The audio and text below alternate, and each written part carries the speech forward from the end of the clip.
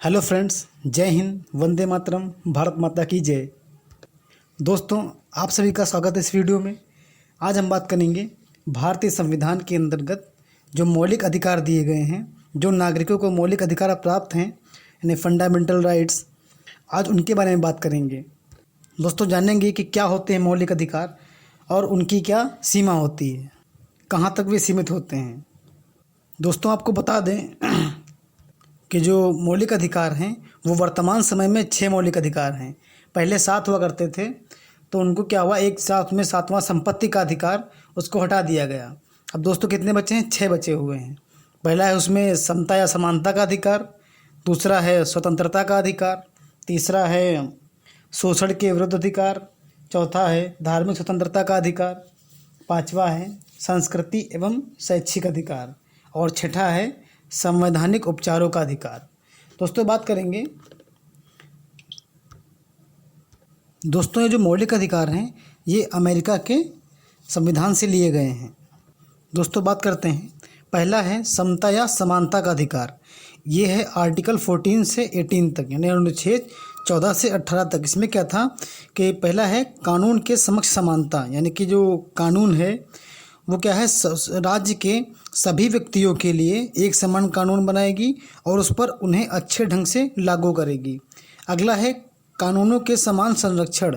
इसमें भी बात वही है कि कानून सभी के लिए एक समान है। उसके बाद है धर्म, मूल वंश, जाति, लिंग या जन्म स्थान के भेदभाव पर निषेध, यानी कि इसमें क्या होगा, धर्म, नस्ल, जाति या लिंग, जन्म स्थान के आधार पर भेदभाव नहीं किया जाएगा। और क्या, उसमें वो राज्य के स्थान पर, यानी कि धर्म जो भी है उसमें कोई भेदभाव नहीं होगा और नागरिक हैं उनके जीवन के में किसी भी प्रकार का कोई भेदभाव नहीं किया जाएगा। फिर है दुकानों, होटलों, कुओं, तालाबों, स्नान घरों आदि में प्रवेश की समानता। यानी क्या है कि इसमें होटलों में और स्नान घरों में या दुकानों में सभी के लिए एक समान है, सभी के लिए एक समानता है। रोजगारों में अवसर की समानता, यानी कि रोजगार जो है उसमें किसी भी प्रकार का कोई भेदभाव ना करके सभी के लिए एक समान अवसर प्राप्त कराना। अगला है दोस्तों छुआछूत और उपाधियों का अंत, यानी कि जो अनटचेबिलिटीज़ हैं, छुआछूत हैं, उन और उपाधियों के क्या हुआ, अंत हो गया। यानी कि छुआछूत यानी अस्पृश्यता भी बोलते हैं इसको, और अगर ये कोई करता है तो इसके लिए दंडनीय अपराध है। और इसमें एक टर्म है उपाधियों का अंत। उपाधियों का अंत से मतलब है कि उपाधियों का अंत यानी कि किसी भी विधि संबंधी सम्मान के सिवाय, यानी कि जो संबंधी सम्मान हैं उनके सिवाय किसी भी कोई उपाधि नहीं दी जाएगी। यानी कि जो सैनिक हैं केवल उन्हें उपाधियाँ दी जाएंगी और जो संबंधित सम्मानित व्यक्ति हैं उन्हें उपाधियाँ दी जाएगी। कोई भी विदेशी नागरिक है यहाँ की उपाधि नहीं ले सकता बिना राष्ट्रपति की परमिशन के। अगर राष्ट्रपति चाहे तो उसे उपाधि दे सकता है। फिर अगला है तो नंबर 2 स्वतंत्रता का अधिकार। ये है अनुच्छेद 19 से 22 तक। इसके अंतर्गत आता है व्यक्तिगत स्वतंत्रता का अधिकार, यानी कि व्यक्तिगत स्वतंत्रता का अधिकार है। भाषण और अभिव्यक्ति का अधिकार, यानी कि आप कहीं भी बोलने की स्वतंत्रता है आपको। शांतिपूर्ण ढंग से जमा होने और सभा करने का तथा संगठित होने का अधिकार, यानी शांतिपूर्ण ढंग से आप कहीं भी सभा कर सकते हो, कोई ग्रुप बना के कहीं भी संगठित होके कोई मीटिंग कर सकते हो। अगला है भारत में कहीं भी आने जाने की स्वतंत्रता, यानी कि भारत देश में आप कहीं भी आ जा सकते हो, कोई रोक टोक नहीं है। भारत में किसी भी हिस्से में रहने का अधिकार, यानी कि भारत के कहीं भी हिस्से में आप रह सकते हो। कोई भी पेशा चुनने, व्यापार करने का अधिकार, यानी कोई भी पेशा चुन सकते हो, आप कोई भी व्यापार कर सकते हो। अगला शिक्षा संबंधी अधिकार, यानी कि आप शिक्षा, यानी कि कोई भी एजुकेशन, आप कोई भी शिक्षा, कोई भी डिग्री कर सकते हो, उसमें कोई भी रोक टोक नहीं है। अभियुक्तों और सजा पाए लोगों का अधिकार, इससे मतलब कि ये है कि अगर आपको कोई अरेस्ट करता है और कोई आपको सजा देता है, या कोई पकड़ता है या पुलिस पकड़ती है आपको, तो उसके मतलब कुछ आप उसको बताना पड़ेगा ना, हिरासत में क्यों लिया उसने, क्यों पकड़ा, इसका कारण बताना होगा। और 24 घंटे के अंदर आने जाने के समय को छोड़ के दंडनीय मतलब कि न्यायालय में उसे पेश करना होगा। और उसे मनपसंद वकील करने का भी अधिकार होगा, यानी कि उसे सलाह ले सकता है, किसी भी वकील को वो कर सकता है। ये है अभियुक्तों और सजा पाए लोगों के अधिकार। अगला है दोस्तों शोषण के विरुद्ध अधिकार, यानी राइट टू एक्सप्लॉयटेशन।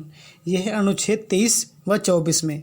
बात करेंगे दोस्तों इसके अंतर्गत आता है मानव के दुर्व्यापार और बंधुआ मजदूरी पर रोक। इसमें क्या है, मानव का दुर्व्यापार है, जो गलत काम है, या बालक श्रम का प्रतिरोध, और इसमें कोई बिक्री है जो गलत हो रही है, गलत ढंग से कोई काम व्यापार हो रहा है, तो उस पर रोक है। अगला है जोखिम वाले कामों में बच्चों से मजदूरी कराने पर रोक। जो जोखिम वाले काम होते हैं, जो भारी भरकम वाले काम होते हैं, उसमें क्या है, बच्चों से काम नहीं करवा सकते हो, इस पर रोक है।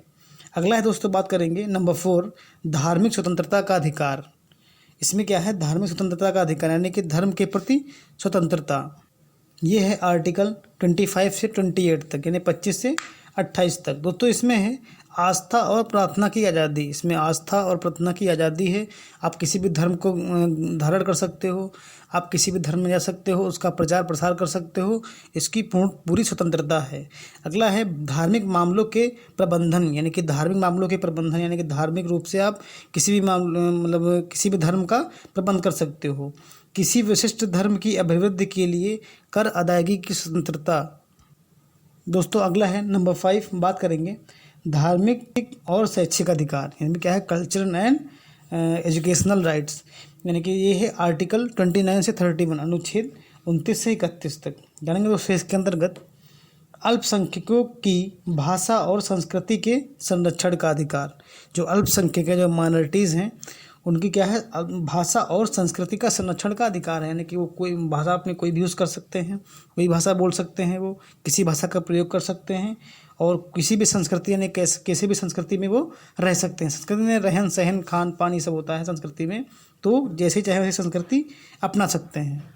अगला है अल्पसंख्यकों को शैक्षिक संस्थाएं स्थापित करने का अधिकार। जो माइनॉरिटीज़ हैं, जो अल्पसंख्यक हैं, वो अपनी क्या है, वो शैक्षिक संस्थाएं स्थापित कर सकते हैं। इसमें क्या है, अगर कोई मतलब अल्पसंख्यक कोई शैक्षणिक संस्थान चला रहा है तो उसमें अनुदान मिला जाए, सरकार अनुदान देंगी, और इसमें कोई भेदभाव नहीं किया जाएगा। अगला है दोस्तों संवैधानिक उपचारों का अधिकार। जो संवैधानिक उपचार हैं, यानी कि इसमें क्या है कि ये है आर्टिकल 32 में संवैधानिक उपचारों का अधिकार।